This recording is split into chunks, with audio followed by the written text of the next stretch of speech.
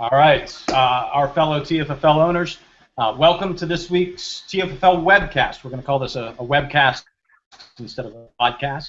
I think that's more accurate. It's Wednesday. It's October 1st. We're looking ahead to Week 5 TFFL action. I'm Stick, managing editor of TFFL Media, leader of the Aliens. I'm joined, as always, by our commissioner and skipper of the Sponge Fisherman, Chief. Good evening. Welcome to Wednesday webcast. By the TFFL champion, Jack's Giant Killers owner, Berto. Hey, Stick. By the current #1 team in the TFFL, the K-Wheels, Czar and CEO Hank. Good evening. And our special guest this evening, welcome to the President Pro Tempore of the Senators, the Senator himself, Crames. Welcome. Thanks. Happy to be here. We'll be hearing a lot, I'm sure, from Kramer in Around the Tube and in Eye on the TFFL later on. Let me use my intro here. I'll try to be real quick. We'll try to speed this whole thing along a little better this week. But let me just bring up a couple notes about the webcast. At last count, I think we had 47 views of our first week's effort. I know, at least 5 of those had to be people other than me. So at least a few people are watching it. I hope people are enjoying it, and hope Kramer will enjoy being on as guest, and hopefully we'll see a lot more people coming on throughout the year. We got a lot of feedback that we talked a lot about the K-Wheels in our first webcast. What'd you do, Hank? 107 points? Bucko 7, yep. 7. I think the K-Wheels went out and proved why they deserved all the attention last week, and we're going to talk about them a lot throughout the year. But from week to week, trust me, we will talk a lot about a lot of other teams, and I think the Eye on the TFFL will be a great way to put the spotlight on different teams each week. Okay, let's into some substance here. The TFFL trivia question of the week. Kramer, Berto, Hank, Chief, write down your answers. Viewers at home, do the same. I'll give you the correct answer later in the show. There are 4 franchises. The 2 teams, the Fever and the Hogs, that have left us, but 4 franchises in existence today that have still yet to crack 100 lifetime wins. Name them all. A little bit of a hint, probably not a big one, but 2 of them are likely to hit the mark this year, which means 2 of them are. 4 teams. We'll get back to that later in the show. All right, Chief. For my answer. Yeah, for our best and worst lineup moves of Week 4 action. This was much harder than it was last week. It seems like most teams are hamstrung by bye weeks. They didn't have much choice, and so very good weeks and very bad weeks. I can't give them too much credit or blame for them. I think the best move I'm going to give this week to the Lizards for starting Matt Asiata. Now, he had 22 points, and a lot of times you would say, well, yeah, no-brainer. He's an everyday starter. But in going for Asiata, he chose not to start Jarek McKinnon, which would probably been a defensible start, as well as, disappointing, but on a bye week, starting Toby Gerhardt. And the other option was that Tuololo guy. So, Asiata tripled their scores by himself. So that was a great move for the Lizards. The worst move of the week goes to the K-Wheels. Why are you starting CJ Spiller, man? 2 points. 2 points. You could have had Doug Martin, 8 points. You could have had Niall Davis, 6 points. And you could have beaten 10 points. I didn't start him. Record, I did predict 95 points for you last week. It's good to see you didn't let me down there. Let me just throw in the Hams, too, who made an early morning decision to switch quarterbacks from Nick Foles, to Nick Foles from Matt Ryan, losing 19 points by going to Foles at San Francisco. And that's about as shaky as it gets. So I don't know what he heard Sunday morning to make him change his mind, but I'm sure that his opponent didn't care all that much. At some point in the weeks ahead, I think in the Around the Tube segment, we're going to talk about the 2 quarterback keeper strategy that a couple teams employed. This is going to happen. This is going to happen. That's the problem a lot of people have with it, is you're going to make the wrong pick from week to week. Okay, fine, but you got Foles starting at San Francisco versus Ryan at Minnesota, and something made you change your mind to do that flip-flop. It's kind of puzzling to me. It's a bad move, no doubt. No doubt. All right, Phil. Let's take a look. We already started talking last week about the playoffs. I don't think things got much clearer after week 4, actually.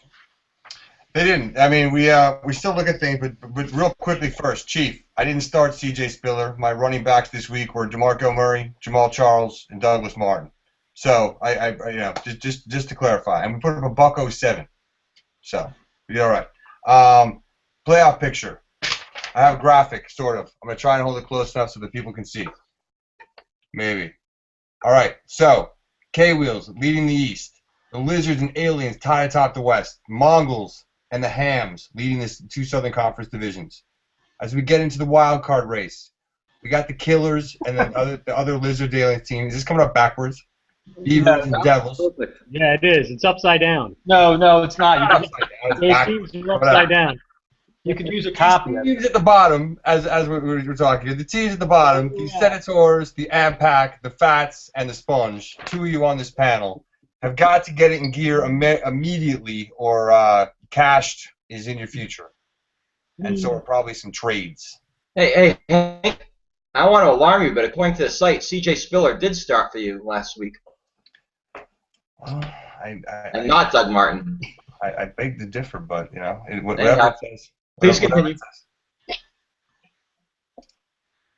All right, so still it's $1.07, and you might be right. I thought I started him this week, but trust me, Doug Martin's in the lineup this week. Terrible decision. Terrible decision. All right, let's just clarify who gets the #1 overall pick if the draft were held today. Well, I'm the number one. I'm the number one guy in the FAIR order, so I'm the leader in the clubhouse. All right. It will be the Senators. All right, so let's jump right into our Around the Tube segment. Kramer, jump right into our discussion here. I've got 4 or 5 good topics queued up. Let's start with something the Chief brought up in his commissioner's report. Chief, I think your forecast in looking at the Devils, the Senators, was that the Devils were going to have the tougher time making the playoffs. And I don't necessarily disagree, but what you have to do, you go look in the archives, the Devils have made the playoffs 11 of the last 13 years. So suggesting they're not going to make the playoffs, I thought was noteworthy. Is their division really that strong? What are the chances, folks, that the Devils don't get it in gear and overtake the Mongols and the Beavers? I'll go. Well, I think the Devils obviously are not what they have been several years, where they've just been a dominant team. They're going, they're in a very tough division. The Mongols and Beavers are probably better than they are on paper right now. So the Devils are going to have to, battle the North well as the SoCo NoCo matchups start happening. And we'll see what they can do, but I think the Devils are definitely the 3rd team in that division right now. Stick, just to go back to your point about being in a very tough division, I think they're in a tough division this year. But if you go back, they're in the playoffs every year because they're in a division with the Beavers and the Mongols, who, let's face it, there hasn't been a lot of success lately. Beavers, yes, they've turned it around. And the Mongols are ascending as well, but I think that's part of the reason why the Devils have made the playoffs year after year. I think that's fair. We'll talk more about the Beavers in just a second, but I quibble a little bit with the thought that that's suddenly a strong division. The Beavers are playing for 2014. The Mongols lost RG3. Eddie Lacy's having issues. These are not strong teams. I tend to think the Devils will come back and win that division. If it's right to 100%, if it's wrong. Hi, Brooke. Apologies for the guest appearance. Yes. That's who we should be interviewing, not the Senators. You should have brought you a beer. is. All right, so let's talk a little bit about the Beavers. Berto, you brought this up last week. This team has 3 #1 picks next year. Traded out of that number 5.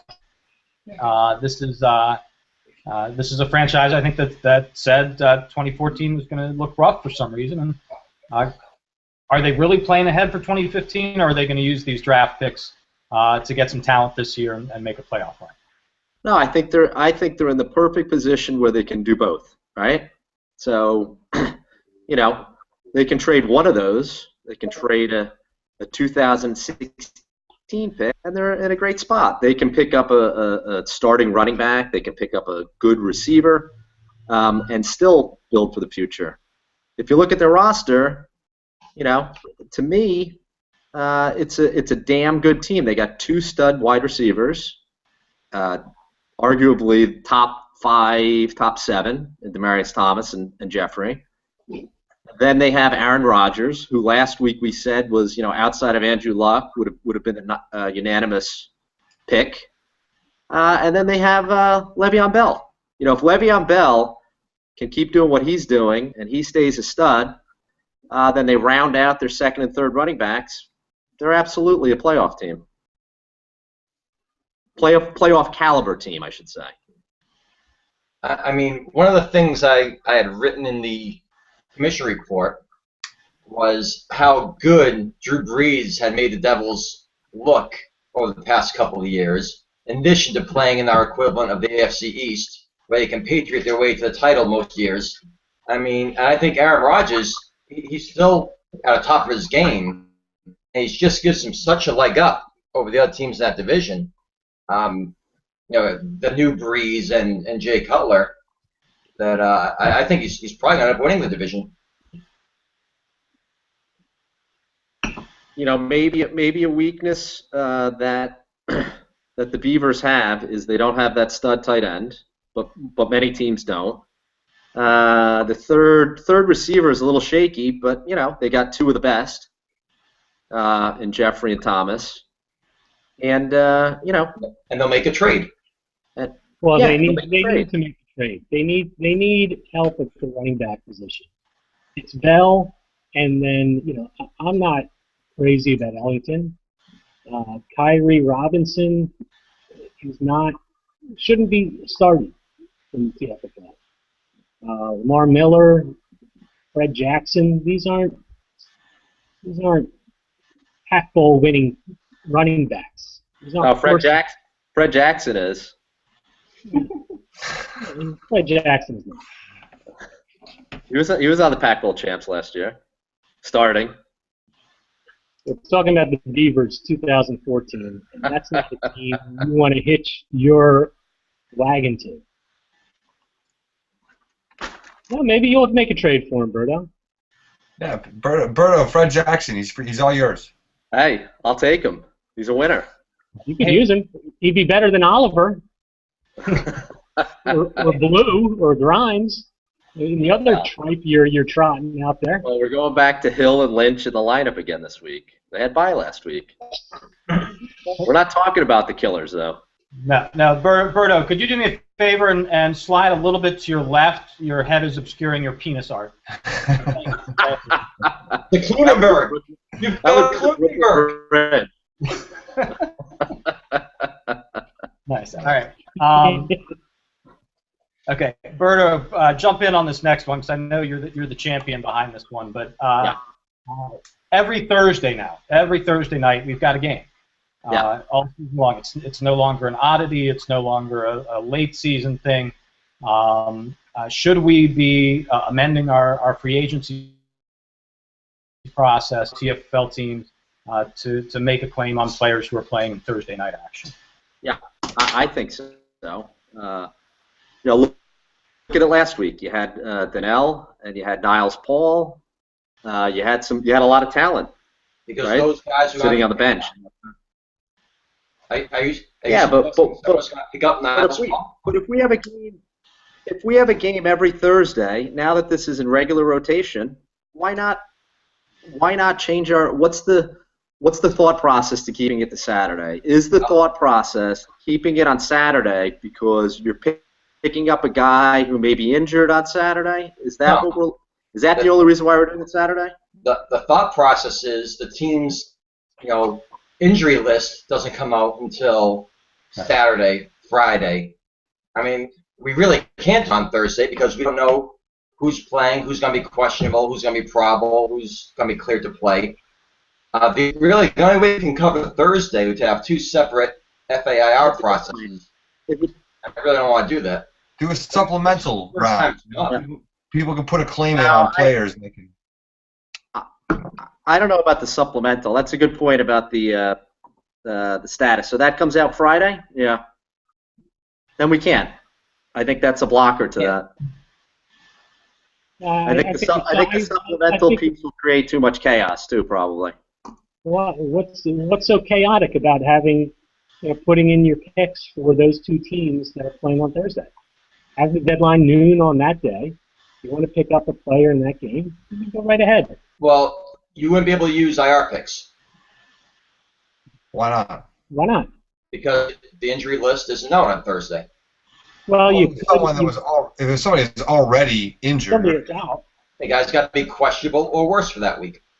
Unless he's on the IR or something, we don't know. If he's out, maybe for Thursday he has to be out. It has to be known that they're out. Declared inactive for that game. If somebody like let's say Carson Palmer, he's not on IR, but he's out. He could be put on IR for a Thursday game to pick up Larry Donnell. All right. So last week we picked on the Amsterdam Packers a little bit. There were two players on the MPAC in particular that we suggested could be late season trade targets once the MPAC fall to 0-5 or something. I guess that's not quite going to happen, but yeah, Frank Gore, Larry Fitzgerald these are the types of guys, veteran players. You might be, the Beavers, for instance, might be giving up one of those number one picks for.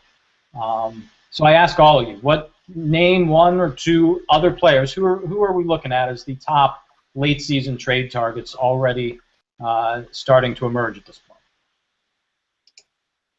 How about Steven Jackson? I have very little interest in Steven Jackson, but Antonio Brown is a name that will be floated. I've received offers for both players already. You should take get that for Steven Jackson. I'll tell you, I have three names written down here, and Antonio Brown's one, and Frank Gore's two, Deshaun Jackson being number 3. I'll tell you who's going to get a lot of interest is Sproles. Darren Sproles, definitely. Phil and I talked about that earlier. Yep. What about a guy like Reggie Bush if the Boba Fats were to drop out of contention? He can't stay healthy, though. What's that?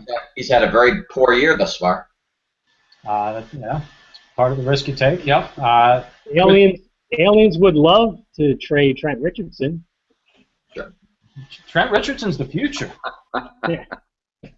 The Dirt Devils. Chief, you suggested they're not going to make the playoffs. Does Drew Brees become available? Does Matt Forte become available? I think you're more likely to look at the Victor Cruzes and the Deshaun Jacksons off that team. I think Nick would be very reluctant to trade, the guys who are going to make his team competitive next year. Sorry, but I don't see the Dirt Devils making any trades. I don't know about you guys, but I float an offer to the Devils once in a blue moon, and if you get a response, you're ahead of the game. But he's not gonna deal any of those guys. Well, Matt Forte is an interesting one. He's probably a guy that if Nick's gonna fall, he could probably get a pretty good value for him. And what's he have left in the tank? Beyond this year and maybe next. Hank, you're a team that might be giving up a first rounder. Who you got your eye on? Antonio Brown is a guy I'm looking at, and Make an offer.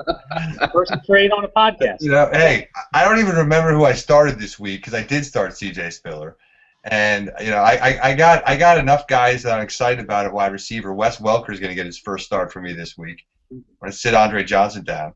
So you know, I'm feeling fairly confident, you know, with what I've got right now. But well, you know, like I said, I am going to be probably making deals before the before the season's over. I've been looking at the free agent wire, and I'm going to say this: the free agent wire is as ugly as I've ever seen it. There is not one piece of scrap that I feel like is really worth picking up. And I got a good idea for a new segment. Drop. Hank, you write down a piece of paper what you'll pay for Antonio Brown. Kramer write down what you'll accept for Antonio Brown. Yeah. We'll have an auction right here. An auction. I like it. All right. We'll see if the two meet in the middle. Nice. All right. Well, believe it or not, we are only like a minute and 20 seconds past our schedule, so we might come in under 40 minutes tonight. That's 'cause we're all timid. It's time for Eye on the TFFL. We know who our guest is going to be. Berto, you know what I like about the Eye is you ask some really great questions. I'm looking forward to hearing from Kramer tonight. Excellent. Thank you, Stick, and thanks, Krames, for joining us. So it's been a bit of a rough sled for the Sens over the last 6 years, including the start this year. The Sens are 25-43. That's a 37% winning percentage. And another additional fact. This is a little hint to the trivia question. The Sens are 120-115 lifetime and playoffs and regular season. A good chance the Sens fall below 500 in 2014. What needs to change? Why were the Sens a very successful team until 6 years ago? Yep. What's happened in the last 6 years? First round busts, Sens. First round busts and week one injuries that have put guys out for the year. Ryan Matthews was not the stud that I hoped he was going to be as a number one overall pick. He was always injured with shoulders, with knees. Mark Ingram was a bust. Continues to be a bust this year, and you know, it's been a very fair trade. It looks like Mark Ingram from Tom Brady. So Mark Ingram has more touchdowns. Yeah. But is there, Daniel Thomas, another guy who, you know, the year I picked him, AJ Green was on the board. He went fourth. I took Thomas at 3. Julio Jones went second right after Ingram, but I don't regret taking Ingram that year. But looking back, man, I wish I had Green. You know, Vereen last year out for the year in week 1. The year before that, Fred Jackson out for the year week 1. These have put the Sens in a hole, and it's, you know, I've gotten into some tough early season slides, and this year is, you know, 1-3 after 2, you know, hard luck losses week 1 and 2, a lucky win in week 3, where I'm the 11th highest scoring team, but eke out a win. But we all have one of those weeks every year. Mine came early, and then last week, you know, Ruben Randall gets a TD disallowed, which is the worst call I've ever seen in an NFL game. And Roethlisberger misses Brown for 2 long bombs, over 50-yard bombs. He could have had the kind of game that Calvin Johnson had last year, 300 yards, 4 TDs. You know, it's you know, coulda, shoulda, woulda. It's you know, call it what you will, but the Sens have struggled early in the year. Have always been scrambling and trying to claw back over the last 5 or so years. So, with that said, what's the philosophy? So, you know, where are you at right now? Honestly, you know, things are not looking great because you're also playing the Wheels this week. That's another strike against you. So we'll see what happens. But again, the Wheels have been kicking some ass. So, where do you go from here? what happens? When do you pull the trigger and start unloading some of this talent, whoever that may be? Antonio Brown's probably not a guy you're going to trade. Josh Gordon's not a guy you're going to trade. Monte Ball's not a guy you're probably going to trade. Right. But what's the plan? What's the philosophy starting in week 5? The Sens are, we are deep. I still believe we're a deep squad. At running back, at wide receiver, now with Bennett at tight end. Brady has absolutely killed me this year. I will probably start Flacco this week. I see he's in your lineup already, Flacco. Yep. I have Flacco in there now against the Colts instead of Brady against the Bengals. They have a tough game. The quarterback position has killed me so far. Sproles has been a nice surprise, but he's got one big game week 2. Last week he had the punt return. That's a 10-pointer. If Percy Harvin can be a real contributor on offense and not just a gimmick guy, I'm solid. I'll be really solid. If I can claw my way to 500 by the time Gordon gets back, I'm a factor. I'm a factor to compete for playoffs and hopefully deep in the playoffs. Okay. So just rewinding a little bit. So the trade that you made for Brady. So that's the type of trade I think that you were certainly pretty high on your team going into the season. You don't make that trade and go with an older, what's Brady, 37, I think? Right. You don't make that trade without thinking this is the year for the Sens. Well, so that's the thought process behind that trade. Or was the thought process, I'm getting him so cheap and I don't have any confidence in Ingram, let me do it. A couple factors were in there. I believed in Brady, and I still I have to believe that he'll be better the rest of the season than he has been the first 4 weeks. He has to be. He can't be worse. He hasn't cracked 10 points yet in 4 weeks. He has to be better. Second, I was not as high on Kaepernick as others were. And when I saw the opportunity to get Brady for something reasonable, which I thought it was Brady for Ingram and then a couple flip-flops at the bottom. Right. An 8th rounder for a 10th, something like that. Ingram, he needed a new place. He needed a fresh start in the TFFL, and he's back to being Ingram, out for a month. That's Mark Ingram. Looks great. Looked great in the preseason, just like every single preseason since he's been drafted. He's been awesome. And he's going to be the horse. Well, no, he's not. Maybe he comes back and contributes, and he will. He'll get 4 touchdowns this year, and he'll get 700 yards. But for that, trading for a guy like Brady, I thought was a solid move. And then getting the 13th overall pick for Kaepernick, I thought was a great value trade for the Sens. So I was very happy with both of the deals when I made them. I don't regret either one right now. Kaepernick's played better than I thought he would. Let's see how it goes from here. Okay, let me ask you a question about the Eagles and how it relates to the TFFL. So Eagles are having a lot of issues with their offensive line. So they've lost Evan Mathis, all-pro guard, Jason Kels, starting center. Number overall pick, Lane Johnson, is serving suspension. His backup has a high ankle sprain.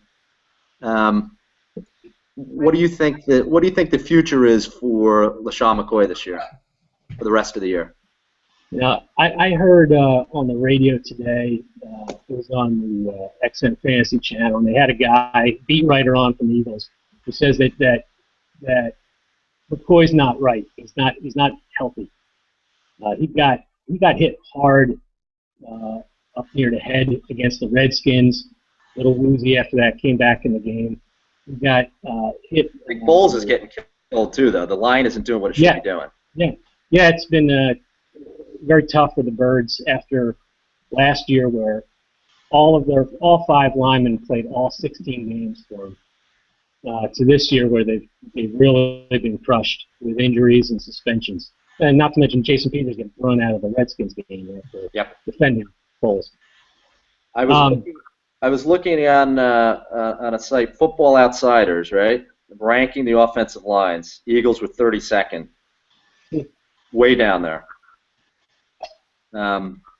Yeah, not good news. No, and Foles isn't mobile, and he made some very bad passes at the end of that Niners game this past weekend.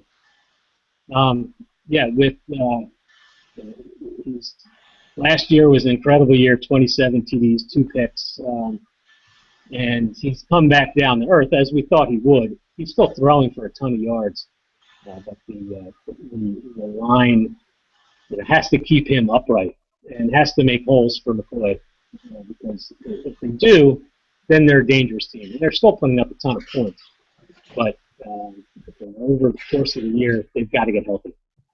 Okay. All right, let's change directions a little bit. Let's talk about a couple teams other than the Sens. So give me in your estimation one overrated team and one underrated team for the rest of the year. Who's going to make a run? Who's going to falter? We talked a little bit about the Devils. I'm not high on the Devils, but I can't call them overrated. You want an overrated team? Jack's Giant Killers. Oh. They're fragile. What's the story with Brandon Marshall? Has he peaked in his career? Oh, he lit up Monday night a couple weeks ago. Yeah, that was a couple weeks ago. He had a TD this week, by the way. Yeah. And Decker on the shelf. Hill. What do you expect from Hill? He had a touchdown the week before the bye. Okay. What have you done for you lately? You got a bye. Come on. No, I got to defend the Giant Killers. We've been above 60 every week. We were in the 70s this week. Yeah. I'll say the Lizards are Andrew Luck and not much else. Garcon, he's all right, but I mean, Kirk Cousins threw 5 interceptions last weekend. Fumble as well. T.Y. Hilton has not been a stud. He's not a stud. He's not a stud NFL or TFFL wide receiver. Chris Johnson, Pierre Thomas, Asiata, nice surprise, but is this like Major League Baseball? Rookie pitcher comes in and once every team gets a look at him, then they'll figure him out. Zach Stacy, he's just a guy, serviceable. He's a starter, but no more than a running back 3. That's an overrated team. With luck, they should score in the 50s, but that's not going to win every week, as I know. All right. So let's do one more. So the overall philosophy of the Sens. Let's get back to the Sens for a second. Sure. So active traders. What's your motto? Do you have a plan each year in terms of I'm going full force, I'm trading, I'm collecting draft picks? What's your philosophy? You're one of the most active traders in the league. I listen to all trade offers, and I make fair offers. Some are accepted, some are not, and that's fine. But I listen to any offer for anybody on my team. I'm not going to say that anyone is untouchable. My philosophy has been, and it hasn't turned out well, even though you would think that it would. But my philosophy has been, surprise. I'm going to draft players on good offenses. Steven Jackson, Sproles, Brady, Ruben Randall is going to get touches and he's going to get touchdowns. I've tried to draft players on good teams. It sounds simple, and it hasn't proved the dividends that you would think it would. So I have not reached for flyers as much, but we'll see. We'll see how it turns out at the end of the year. All right. So last question, then we'll turn it over to the panel for a quick one. Quickly, in one sentence or two sentences at the most, what's the thing? If you had one thing you could change about the TFFL, improve upon, what would it be?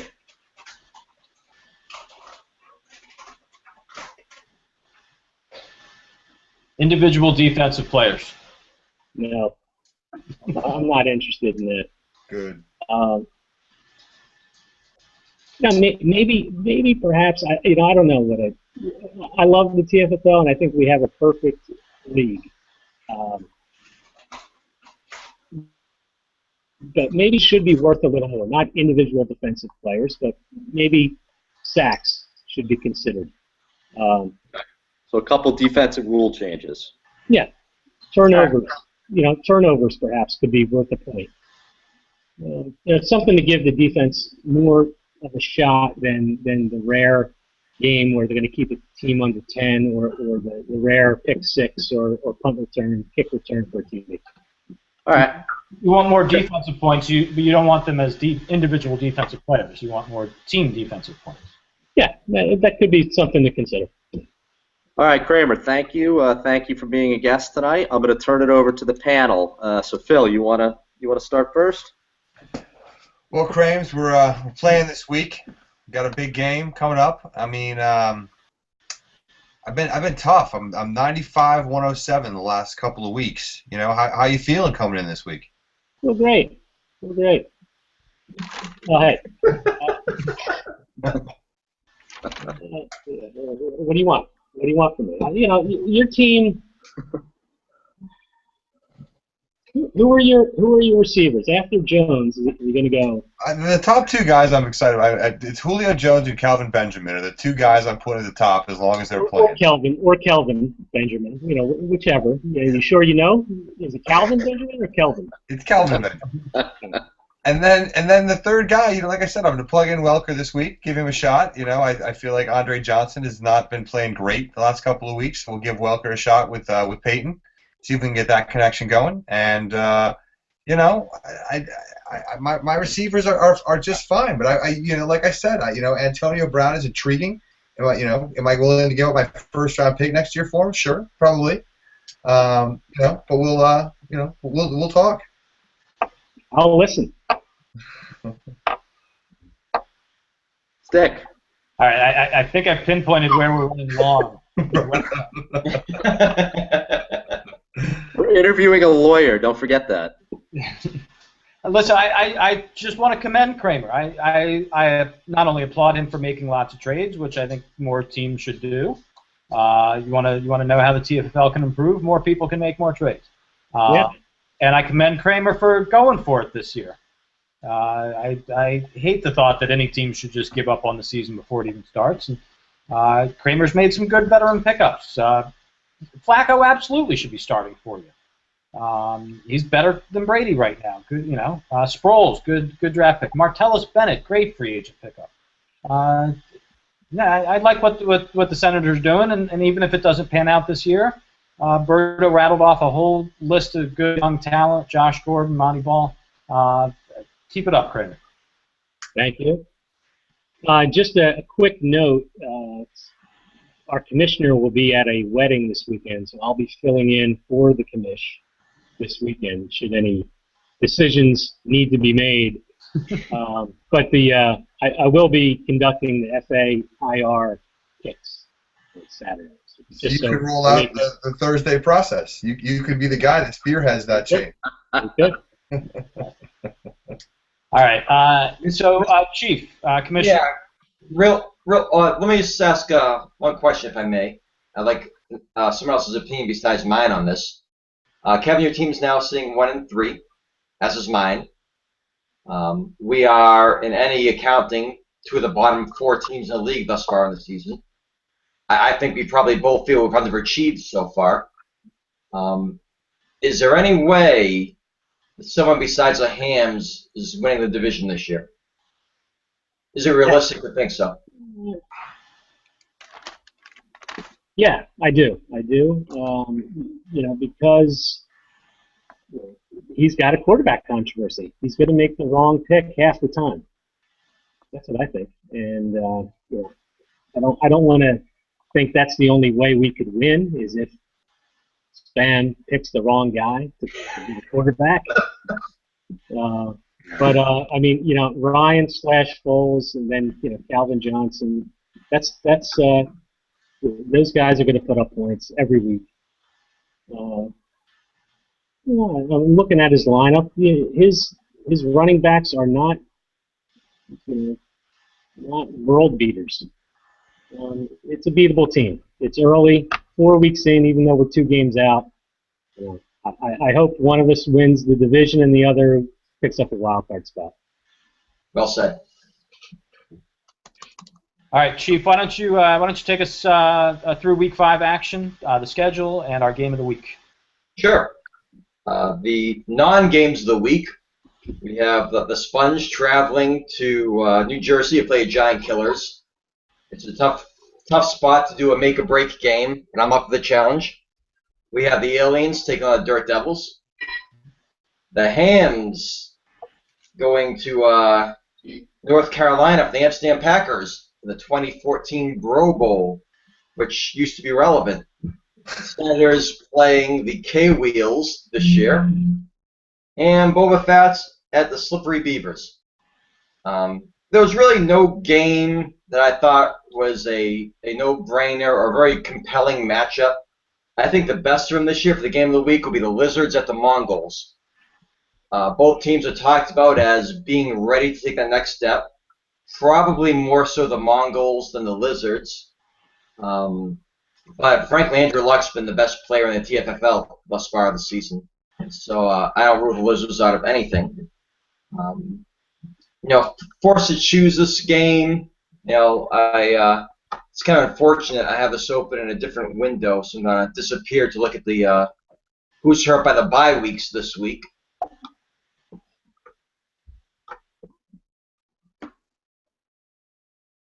Neither one of them really has much of a hit. Yeah, Brian Hartland, Right. Some Williams guy from Miami who's not going to play anyway. So looking at this game, Luck is just a phenomenal start. You never know if you're going to get good Cutler or evil Cutler. I think Chris Johnson's worthless at this point. And Kramer has a good point about Ty Hilton or T.Y. Hilton not being a star receiver. Gronkowski, without the Patriots scoring, he's fairly useless. We got Lacey and Cobb at the Vikings.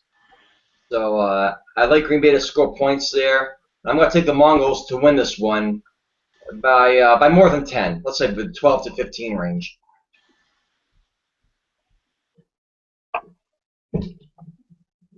Roberto? That's me stopping. So, Lizards, Mongols. Yeah, I like the Mongols. Yeah. I like the Mongols too. They get off on Thursday night with the Green Bay guys, in Minnesota. The Vikings, have probably already overachieved to this point this season, and Green Bay needs to step up if they're going to maintain their hold on that division. So we'll see how Thursday night goes. That'll be a good indicator. I'm not thrilled with a lot of the Mongols matchups, though. Cutler playing at Carolina, for instance, Crabtree against Kansas City. Houston's defense actually could slow down Dallas a little bit. And Luck is the best player in the league right now, even against Baltimore. I'm gonna go with the Lizards on this one, just by a few points. I don't know. You look at the at Carolina. Carolina is the 25th worst against the pass. So I don't know why you wouldn't like. I don't know why you wouldn't like the Cutler there. Rashad Jennings going against Atlanta, put points up against Atlanta. Eddie Lacy's going up against Minnesota. Nothing can run on them. Houston defense has been, it's been okay, but I think they've shown they can score against them. Cobb, 19th ranked defense against the pass. And Cobb, I think the Mongols are going to put up some points myself. Could the Mongols start Bortles this week? Who do they play? You don't start Jackson quarterback just yet. We're going to play the Steelers. Mongols have a rare 3 quarterback controversy on their team. Cutler, Cousins, and Bortles. All right, let's answer our TFFL trivia question, folks. Okay. We're naming the 4 franchises. I should have worded this a little more clearly at the start. The 4 franchises, active franchises that entered this season without 100 career regular season wins. Hint is 2 of them will probably hit that mark this year. In fact, one of them just hit it in week 4. Chief, who do you got? 3 of these I wrote down right away, and I can see that. It's myself and the Mongols and the Beavers. The 4th one was I had to do a lot of thinking. I don't know. I'm going to say the Fats. All right. Hold on to those. I got good overlap. I'm good. I got the Sponge, the Mongols, but I'm not sure I won 100 games, and I got the Fats. So you got the same list then as Chief. Well, I got myself in there instead of. Berto and Krames, who do you got? Berto, go ahead. I don't know if you can see that. I had the Sponge, Mongols, Beavers, and I actually had the Killers. I should have gone back and read my lore before tonight. I had 103 wins. Regular season and playoffs, correct, Stick? We're talking regular season only here. Oh, then it is the Killers. Oh. Kramer, did you get this? And if that's the right answer, then that is correct. Yeah. So, our 2 newest franchises, the Killers, with 90 regular season wins entering this season, and the Sponge Fishermen with 67 wins entering this season, plus the Beavers, who, congratulations to the Beavers, just hit it with their 2nd win of the year, their 100th lifetime regular season win in Week 4. Bulls entered the season with 94 regular season wins. They could very well hit 100 later in the year. So that's TFFL trivia time for this week. Let's turn it over to the commish before he departs us for the weekend. Some closing thoughts, reminders, rants, whatever you would like, Chief. Okay, Thursday night we have the Packers against the Vikings. Make sure you get your lineup in before game time. I shouldn't have to remind you that. As we've said, Thursday is pretty well established now. Thank you to Mr. Kramer, the previous commissioner covering for me, as my sister's getting married on Saturday. So effective after this podcast, he is the commissioner for exactly 1 week. He'll be sitting in the commissioner's chair for next week's webcast. And I really do appreciate him. I smell controversy already. Already. Kramer's going to stir something up this week. I've got a pen, and I'm going to use it. and I also want to recognize Stick for being in the 99th percentile on the ESPN Pigskin Pick'em this year. Nice. I think it's 99.4. I looked at it today. So a hell of a job. Winning handily our league. Nice. Good work. Best of luck to everybody this weekend, and I'll see you again in 2 weeks. Here's one other thing that could be improvement in TFFL. If Hank can get the lines out at some point during the week, You know, we're gonna make our own lines. Yeah. You make the line and you pick it. Yeah, I mean, the fact that we have never, prior to this year, we have never circulated the lines. It has always just been the USA Today lines. And I've always had a problem with that because the lines move. This is why you never win. You know, so we'll work on a line. You'll get your lines tomorrow. I'm trying to make that something that we do on Thursday. You know, right as the football game's kicking off, I'll get you guys the lines. Good. All right, so we're obviously. You know what's been bothering me? Go ahead. Jay Glazer. Who the fuck is Jay Glazer? Where I'm seeing him pitching Safeway with people who have done something. Subway, too. Michael Phelps and like Michael Strahan. Jay Glazer is in these commercials. Now, in general, I have a problem with this country's obsession with celebrity. But usually you have to do something to become a celebrity. I mean, Kim Kardashian, became a celebrity by chugging rapper and athlete cock.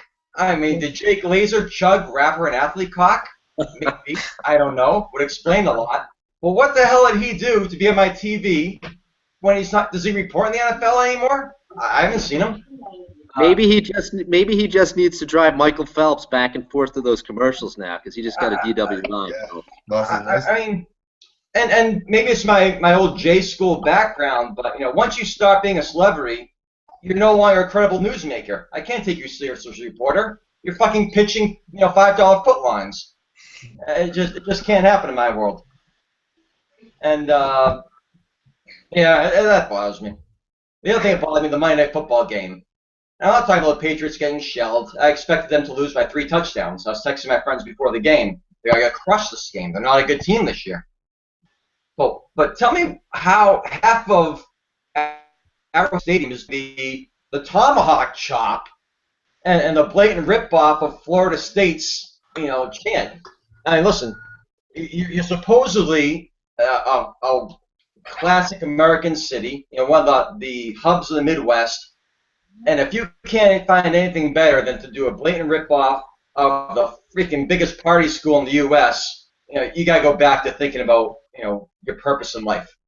Back over to you.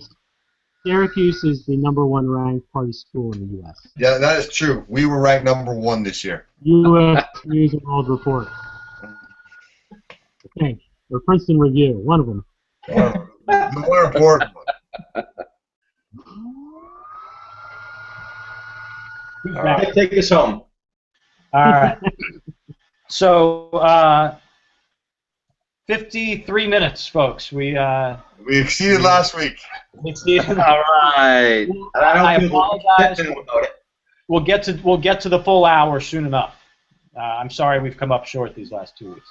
And there was a glaring error last week in the initial TFFL podcast, where Berto was given credit for this great idea to have a podcast.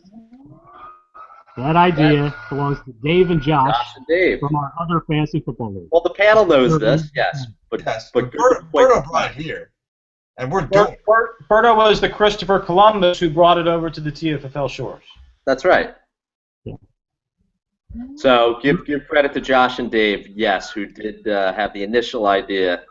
Yeah. In another league. Because they're the first to think of a webcast. Oh, but yes. Josh and Dave, I salute you.